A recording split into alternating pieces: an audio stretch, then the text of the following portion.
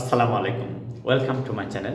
I am Abdul Salam and my dear viewers, you are watching my videos to learn English easily. Today I am going to make this video only for those people who want to learn the rules of narration. Especially in the previous video you will find the assertive sentence and its rule. Today this video will be made only for the next, WH question and interrogative sentence. Look at it please.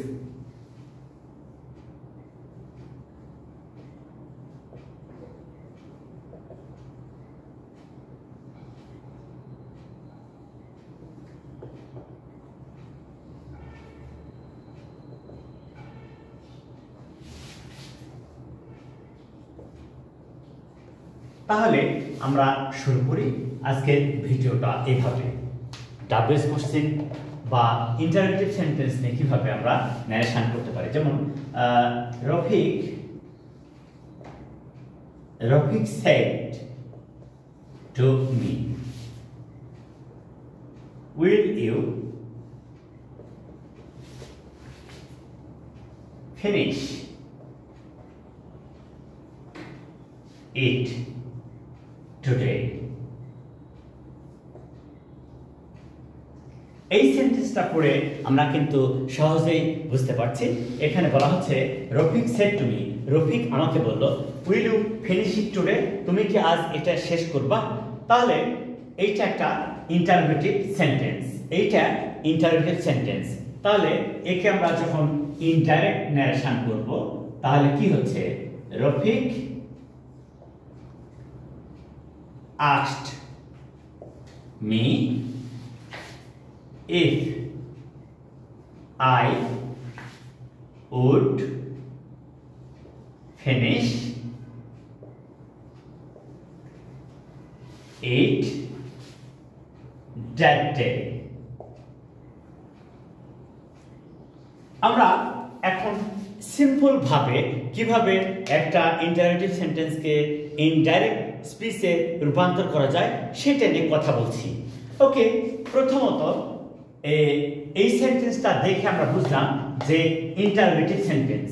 আচ্ছা, interrogative সেন্টেন্সকে indirect narration করার সময় reporting verb সে বা টেল উঠে ask অথবা inquire of বসে।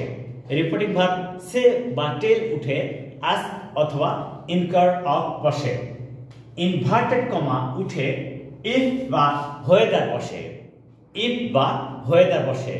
এখন প্রশ্ন হলো, কখন ইফ কখন হোয়েদার বসবে? নরমালি ইফ বসবে, কিন্তু কারো মতামত জানতে চাইলে হোয়েদার বসবে।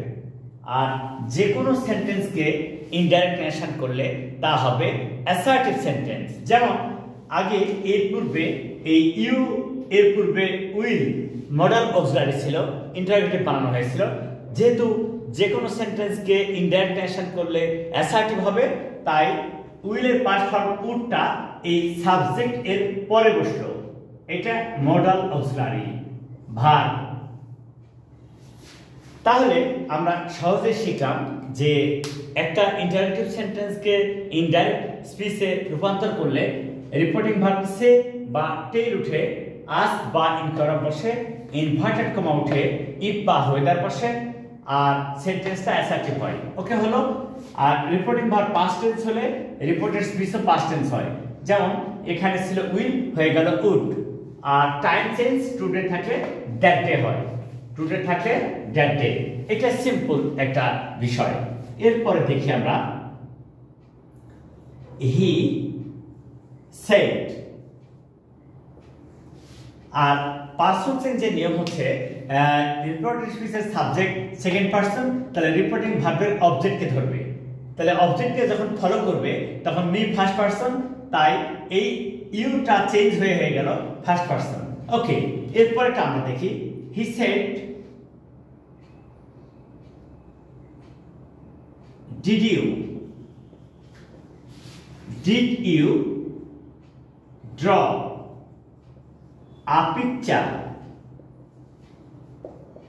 last night?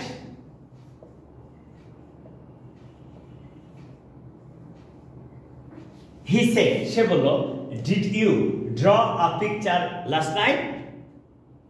এটাও সিম্পল ইন্টারোগেটিভ সেন্টেন্স বা ইয়েস নো কোশ্চেন। একে আমরা ইন্টারোগেটিভ করলে একই রকম হবে। দেখো, ইনডাইরেক্ট, হি আস্কড, ইফ হি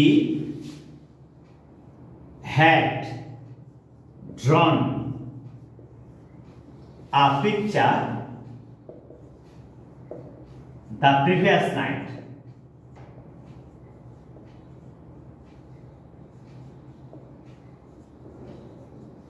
এই যে একই কথা একই রকম হয়ে গেল সবকিছু, সামান্য চেঞ্জ। সেটা কি, এখানে রিপোর্টিং ভার্বের অবজেক্ট নেই। নিয়ম হচ্ছে রিপোর্টেড স্পিচের সাবজেক্ট সেকেন্ড পারসন হলে রিপোর্টিং ভার্বের অবজেক্ট অনুসরণ করবে, আর যদি অবজেক্ট না থাকে সরাসরি থার্ড পারসন হবে। আর ইনভার্টেড কমা উঠে হবে ইফ। আর রিপোর্টিং ভার্ব পাস্ট টেন্স হলে রিপোর্টেড স্পিচ যদি পাস্ট ইনডিফিনিট হয় তাহলে হবে পাস্ট পারফেক্ট। আর লাস্ট নাইট থাকলে হবে দ্য প্রিভিয়াস নাইট। একদম সিম্পল। এরপর একটা সেন্টেন্স দেখি আমরা। She said to you, when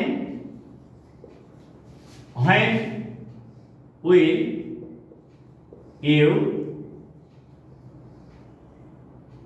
meet me? She said to you, সে তোমাকে বলল, when will you meet me? তুমি কখন আমার সঙ্গে সাক্ষাৎ করবে? এইটা কিন্তু সিম্পল ইন্টারোগেটিভ সেন্টেন্স নয়, এটা হচ্ছে WH কোশ্চেন। এটা কি WH question. Who, which, what, where, why, how, whom, whose, when. এই WH ওয়ার্ডস গুলি দ্বারা যদি ইন্টারোগেটিভ সেন্টেন্স তৈরি হয় তাদেরকে আমরা বলবো WH কোশ্চেন। আর এই WH কোশ্চেনকে ইনডাইরেক্ট ন্যারেশনে রূপান্তরের সময় ইনভার্টেড কমা উঠে ইফ বা হোয়েদার বসবে না, ওই WH ওয়ার্ডটাই বসবে, WH ওয়ার্ডটাই বসবে। তাই আমরা এটাই বসালাম। তাহলে কি হচ্ছে, she asked you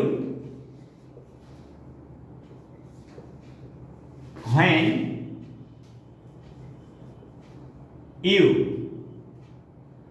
এখানে ইউ সেকেন্ড পারসন বাইরের অবজেক্টকে অনুসরণ করবে, তাহলে ইউ সেকেন্ড পারসনে থাকলো। You, when you would meet me first person, she third person, তাহলে একে অনুসরণ করবে, তাহলে এর অবজেক্ট ফর্ম হচ্ছে হার। এই তাহলে আমাদের এই ইন্টারোগেটিভ সেন্টেন্সের সামান্য একটু রুলস, সেগুলো হচ্ছে কি, যে প্রথমে রিপোর্টিং ভার্ব সে বা টেল উঠে আস্ক বা ইনকার বসে, ইনভার্টেড কমা উঠে বসবে ইফ বা হোয়েদার। যদি WH কোশ্চেন হয় তাহলে উক্ত WH ওয়ার্ডটাই বসবে, অন্য কোনো চেঞ্জ হবে না।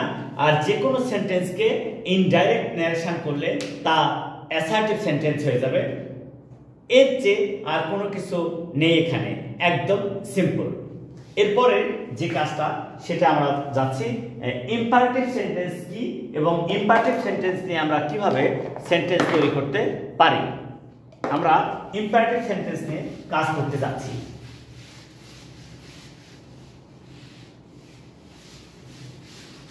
আসলে ন্যারেশনটা অত্যন্ত সহজ এবং চমৎকার। এইটা একটু চেষ্টা করলে সবকিছু বোঝা যায়। আর আমরা এর পূর্বে যে ভিডিওটা দিয়েছি সেটা হচ্ছে অ্যাসার্টিভ সেন্টেন্সের। ওই অ্যাসার্টিভ সেন্টেন্সটা যদি কেউ আয়ত্ত করতে পারে তাহলে এগুলি এমনি হয়ে যাবে। এখন imperative sentence, look at it please. He said, সে বলল, follow your parents, follow your parents, তোমার পিতামাতাকে অনুসরণ করো। আমরা কিন্তু একটা ছোট্ট বিষয় এখানে জানতে চাইব, সেটা হলো কি, যে ইম্পারেটিভ সেন্টেন্স কি। যে সেন্টেন্স দ্বারা আদেশ, উপদেশ, অনুরোধ, নিষেধ ইত্যাদি অর্থ প্রকাশ পায় তাকে ইম্পারেটিভ সেন্টেন্স বলে। এর ছোট একটা বৈশিষ্ট্য আছে, সেটা হচ্ছে কি এখানে ভার্ব প্লাস অবজেক্ট অথবা এক্সটেনশন থাকে। এখানে কিন্তু কোনো সাবজেক্ট থাকে না, ইম্পারেটিভ সেন্টেন্স সাবজেক্ট থাকে না, ভার্ব প্লাস অবজেক্ট বা এক্সটেনশন বসে। ওকে, তাই হোক। এবারে ইনডাইরেক্ট ন্যারেশন যখন করব তখন কি বলছে, he advised to follow his parents. এবারে আমরা একটু ব্যাখ্যাতে যাব, সেটা কি যে ইম্পারেটিভ সেন্টেন্সকে ইনডাইরেক্ট ন্যারেশনে রূপান্তরের সময় এই রিপোর্টিং ভার্ব সে বা টেল উঠে যদি এর দ্বারা উপদেশ বোঝায় তাহলে বসবে অ্যাডভাইস, যদি হুকুম দেওয়া বোঝায় তাহলে হবে অর্ডার বা কমান্ড, যদি অনুরোধ করা বোঝায় তাহলে হবে রিকোয়েস্ট, আর যদি কেউ কাউকে রিকোয়েস্ট করছে প্লিজ ফলো ইট তাহলে রিকোয়েস্ট হচ্ছে, কাউকে যদি বলছে গো আউট তাহলে হচ্ছে অর্ডার, আর এমনি উপদেশমূলক কথা হলে হবে অ্যাডভাইস। আর যদি কেউ বলছে যে পেন্সিলটি ভেঙে ফেলো না, তারা নিষেধ করছে তাহলে হবে ওয়ার্ন বা ফরবিড। আর এই রিপোর্টিং এই ইনভার্টেড কমা বসবে টু, যদি সেন্টেন্সটা নেগেটিভ হয় তাহলে হবে নট টু। যেমন হি said to me don't go out in the rain. He said to me don't go out in the rain. তাহলে এটা কিন্তু নিষেধ করছে, তাহলে হি forbade me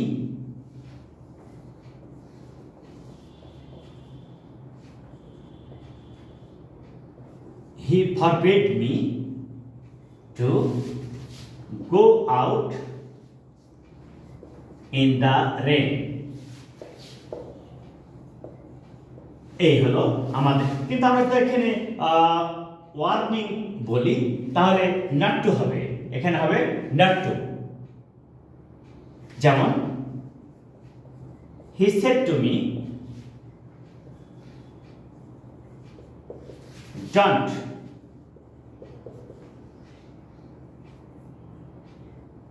make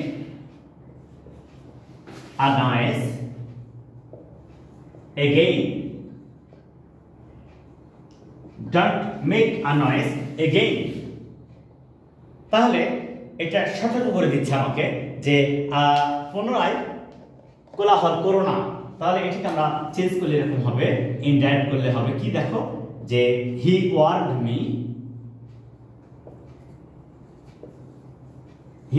me not to make a noise again. এই যে এভাবে, তাহলে আমরা কি শিখলাম, যে আমরা শিখলাম যে ইম্পারেটিভ সেন্টেন্সে সাবজেক্ট থাকে না, ভার্ব প্লাস অবজেক্ট বা এক্সটেনশন থাকে। একে ইনডাইরেক্ট ন্যারেশন করার সময় রিপোর্টিং ভার্ব সে বা টেল উঠে, উপদেশ বললে অ্যাডভাইস, নিষেধ বললে ফরবিড, আর সতর্ক করা বোঝালে ওয়ার্ন, যদি অনুরোধ করা বোঝায় তাহলে রিকোয়েস্ট। এইভাবে রিপোর্টিং ভার্ব চেঞ্জ করতে হয়। ইনভার্টেড কমা উঠে বসবে টু, আর যদি নিষেধ করা হয় তাহলে হবে নট টু। এই তো সাধারণ কথা, আর কোনো চেঞ্জ নাই এখানে। আর একটা সেন্টেন্স ব্যবহার করা যায়, সেটা খুবই গুরুত্বপূর্ণ, সেটা নিয়ে আমরা এখন কাজ করব। সেটাও imperative sentence, and most important, look at it please. He said to me, let's go to play football. Let's go to play football. আচ্ছা, এই যে ইম্পারেটিভ সেন্টেন্স যদি লেট দ্বারা শুরু থাকে তাহলে এর অর্থ দুই রকম হয়। যদি ভালো কাজ বা উপদেশমূলক কোনো কথা বলে তাহলে হবে রিপোর্টিং ভার্ব সে বা টেল উঠে সাজেস্ট অর্থাৎ পরামর্শ দেওয়া। আর যদি এমনি কোনো টাইম কিলিং বা প্লিজেন্ট মোমেন্ট বা এনজয়েবল কিছু হয় সেক্ষেত্রে হবে প্রপোজ টু, সেক্ষেত্রে হবে প্রপোজ টু। আচ্ছা দেখা যাক আমরা কিভাবে চেঞ্জ করতে পারি। Indirect narration, he proposed to me, he proposed to me that, he proposed to me that we should play football। তাহলে ফুটবল খেলা, এখানে তো আর কোনো উপদেশমূলক কথা নেই বা পরামর্শ দেওয়া নেই, এমনি ফুটবল খেলার প্রস্তাব করা। তাহলে রিপোর্টিং ভার্ব সে বা টেল উঠে প্রপোজ টু হলো। আর যদি অবজেক্ট না থাকে তাহলে এমনি প্রপোজড হবে, আর ইনভার্টেড কমা উঠে বসবে দ্যাট। আর রিপোর্টেড স্পিচের সাবজেক্টের পরে শুড উড মাইট বসবে। এখানে লেটস বা লেটাস তার অর্থ হচ্ছে আস হচ্ছে অবজেক্ট ফর্ম, একে যখন ইনডাইরেক্ট করছি তাহলে দ্যাট এর পরে সাবজেক্ট বসবে। আস এর subject form we, us subject form হচ্ছে উই। এভাবে আমরা চেঞ্জ করতে পারি। কিন্তু যদি ভালো কাজ বা পরামর্শমূলক কোনো কথা বলে সেই ক্ষেত্রে কিন্তু একটু চেঞ্জ, সেটা কি সাজেস্ট বসবে। যেমন my friend said to me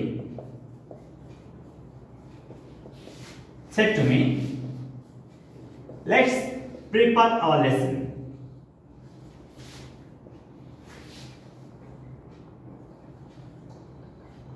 my friend said to me let's prepare our lessons। তাহলে এটা তো টাইম কিলিং কথা নয়, এটা ভালো কাজের কথা, পরামর্শ দেওয়া বোঝাচ্ছে। তাহলে এই রিপোর্টিং ভার্ব সে বা টেল উঠে হবে সাজেস্ট। তাহলে এটাকে আমরা যখন ইনডাইরেক্ট ন্যারেশন করব তখন হবে my friend suggested me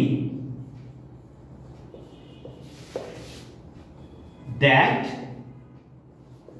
we, আসে সাবজেক্ট ফর্ম হচ্ছে we should prepare